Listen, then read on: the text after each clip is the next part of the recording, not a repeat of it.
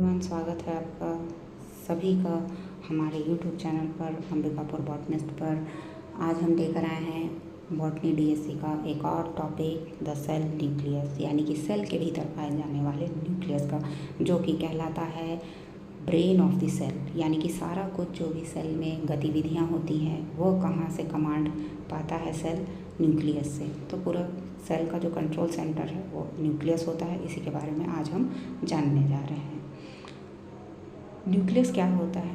तो जो eukaryotic life होती है, यूकैरियोटिक जो सेल होते हैं, उनमें न्यूक्लियस प्रोमिनेंटली पाया जाता है और मोस्ट इम्पॉर्टेंट ऑर्गेनेल ही है। इसमें जेनेटिक मटेरियल अलग से सेपरेटली रखा हुआ होता है, साइटोप्लाज्म से विभक्त करके, और बाउंड्री से घिरा हुआ होता है। ये सेलुलर एक्टिविटी और जो भी अनुवांशिक गुण होते हैं उन सभी का सेंटर पॉइंट होता है, और उन सभी गतिविधियों को सुचारू रूप से चलाने में यही क्या रहता है, जिम्मेवार होता है। और पूरे सेल का 10% जो होता है वह इसी का बना होता है, और पूरे जो सेल का ग्रोथ, मेटाबॉलिज्म, रिप्रोडक्शन है इसी के द्वारा निर्धारित होता है। अगर हम एनाटॉमी देखें न्यूक्लियस की तो वो कुछ इस प्रकार की दिखाई पड़ेगी। बाहर में आपको न्यूक्लियर एनवेलप दिखाई पड़ेगा, जो आउटर कवरिंग है उसकी। यह सेलेक्टिव डबल मेम्ब्रेन की बनी हुई एक पूरी जैकेट होती है, जो कि न्यूक्लियस को प्रोटेक्ट करती है बाहरी वातावरण से। न्यूक्लियोप्लाज्म इसके भीतर पाए जाने वाला जेल के जैसा एक फ्लूइड होता है, जो जिसमें बहुत सारे स्ट्रक्चरल प्रोटीन्स और न्यूक्लिक एसिड जैसे कि डीएनए, आरएनए वगैरह पाए जाते हैं। और उसके साथ ही आपको न्यूक्लियोलस पाया जाएगा सेंटर पे। यह डेंस नॉन मेम्ब्रेन कोर होता है, और जिसमें राइबोसोमल आरएनए सिंथेसिस की क्रियाएं होती हैं, और ये बहुत ज़्यादा प्रोटीनियस भाग होता है न्यूक्लियस का। क्रोमैटिन फाइबर्स इसमें आपको मिल जाएंगे बिखरे हुए। कॉम्प्लेक्स नेटवर्क होता है एक्चुअली क्रोमैटिन फाइबर्स, जो कि बहुत सारे डीएनए का बना हुआ होता है, और इनके साथ साथ बहुत सारे विशेष तरह के हिस्टोन प्रोटीन्स भी इनमें पाए जाते हैं। जो कोर स्ट्रक्चरल कंपोनेंट है किसी भी न्यूक्लियस का, वह 3 भागों से मिलकर के बना होता है। बाहरी जो भाग है उसका जो कवर है वो न्यूक्लियर एनवेलप कहलाता है। यह न्यूक्लियर एनवेलप आउटर और इनर 2 लेयर्स का बना, फॉस्फोलिपिड्स का 2 लेयर का बना हुआ एक एनवेलप कवरिंग होती है, जो कि कंटिन्यूअस होता है, कहीं पर इसमें ब्रेक नहीं होता है, और जो कि लगातार एंडोप्लाज्मिक रेटिकुलम वगैरह से यह जुड़ा हुआ होता है, साइटोप्लाज्म के साथ कनेक्शन बनाते हुए, और जेनेटिक मटेरियल को भी साथ ही साथ अपने अंदर क्या करता है, सेफली गार्ड करके रखता है। न्यूक्लियोप्लाज्म इसके भीतर जो जेली की तरह जो सब्सटेंस पाया जाता है उसे कहा जाता है। इसमें बहुत सारे solutes, nucleotides, enzymes, nuclear matrix वगैरह इसमें पाए जाते हैं, जो कि न्यूक्लियस को सुचारू रूप से चलाने के लिए, इवन पूरे सेल को सुचारू रूप से चलाने के लिए जितने भी आवश्यक जो मूलभूत आवश्यकताएं हैं वो इसी जेल में आपको मिल जाएंगी। न्यूक्लियोलस सेंटर में इसी न्यूक्लियस के पाया जाता है, जो कि डेंस स्ट्रक्चर होता है। इसे आरएनए का पूरा एक गुच्छा आप कह सकते हैं, जिसमें कि बहुत सारे राइबोसोम्स के निर्माण और विशेष तरह के प्रोटीन्स के निर्माण वगैरह के लिए यह जो भाग है वह जिम्मेवार होता है।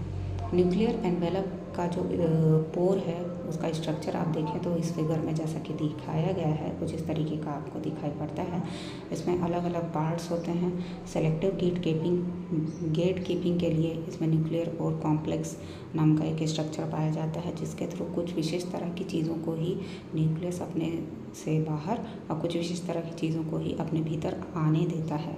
ठीक है, और इसे बाई डायरेक्शनल ट्रैफिक मेंटेन करने के लिए बहुत सारे स्मॉल मॉलिक्यूल्स और जो कुछ विशेष तरह के जो आरएनए वगैरह होते हैं उनको केवल यह आवागमन के लिए क्या करता है, परमिट करता है।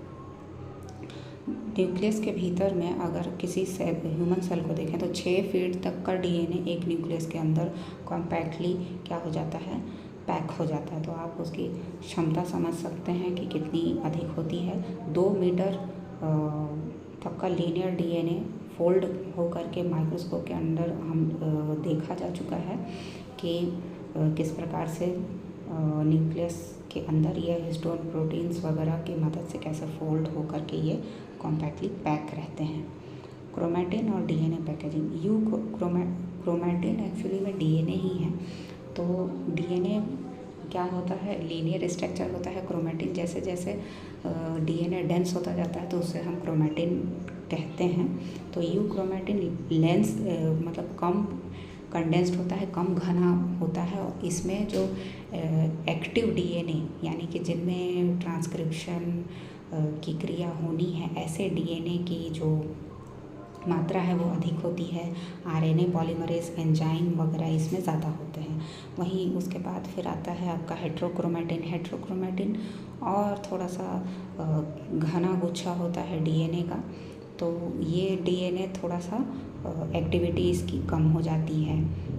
जैसे जैसे उसमें बोल सकते हैं कि फोल्ड्स अधिक होते हैं, वैसे वैसे एक्टिविटी कम हो जाती है। जैसा कि आप समझ सकते हैं कि अगर रास्ता सीधा सीधा होता है तो आप वहाँ पर सरपट अपनी गाड़ी दौड़ा लेते हैं, लेकिन जैसे ही टर्निंग्स अधिक होती हैं तो वहाँ टर्निंग्स और ब्रेकर्स की वजह से आपकी जो गाड़ी की स्पीड है वो कम हो जाती है, यानी कि आपकी एक्टिविटी स्लो हो जाती है। तो सेम लाइक दैट इसमें भी डीएनए में भी जो ट्रांसलेशन की जो प्रोसेस है वो इन्हीं प्रोटीन्स नाम के ब्रेकर्स और जो भी फोल्ड्स हैं मोड, उनकी वजह से स्लो हो जाती है।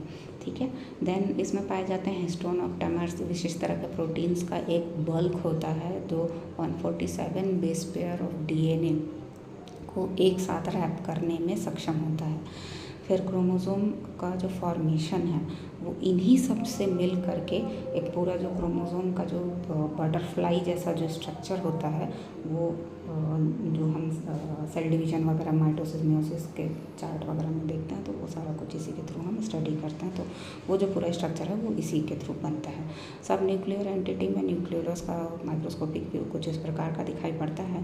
क्रोमैटिन कैसे बनता है उसकी संरचना आप इसमें देख सकते हैं। और इसी तरीके से न्यूक्लियर लैमिला जो डेंस फाइब्रल नेटवर्क है वो किस प्रकार से न्यूक्लियस का पूरा शेप और सपोर्ट बनाता है वो कुछ इस तरीके से आपको दिखाई पड़ता है।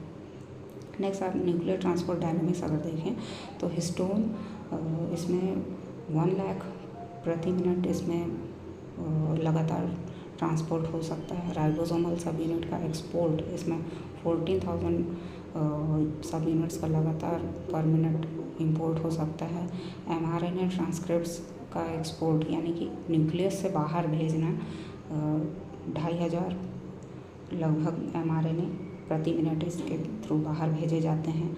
पॉलीमरेज का जो इंपोर्ट है साइटोप्लाज्म से न्यूक्लियस के अंदर वो 1000 पर मिनट के स्पीड में ये कंटिन्यूसली चलता रहता है।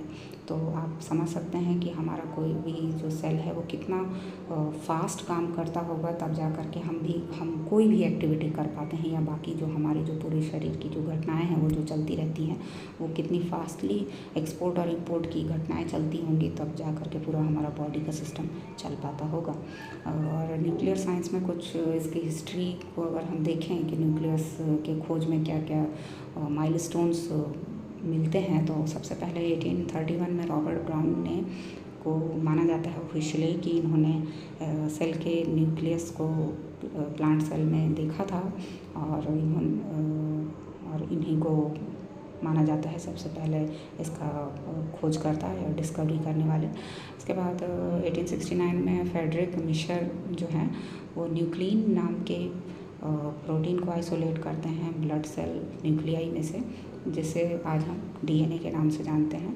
फिर 1953 में वाटसन एंड क्रिक नाम के वैज्ञानिक हुए जिन्होंने डबल हेलिक्स स्ट्रक्चर बताया डीएनए का, जो कि आज हम जो डीएनए का स्ट्रक्चर जो मुड़ा हुआ फीते जैसा जो स्टडी करते हैं वो इन्हीं दोनों वैज्ञानिकों का दिया हुआ था, जिसके लिए इन्हें नोबेल पुरस्कार भी दिया गया। मॉडर्न एरा में आजकल तो 3D जीनोम मैपिंग वगैरह की जाती है, और अब जो न्यूक्लियर साइंस है वो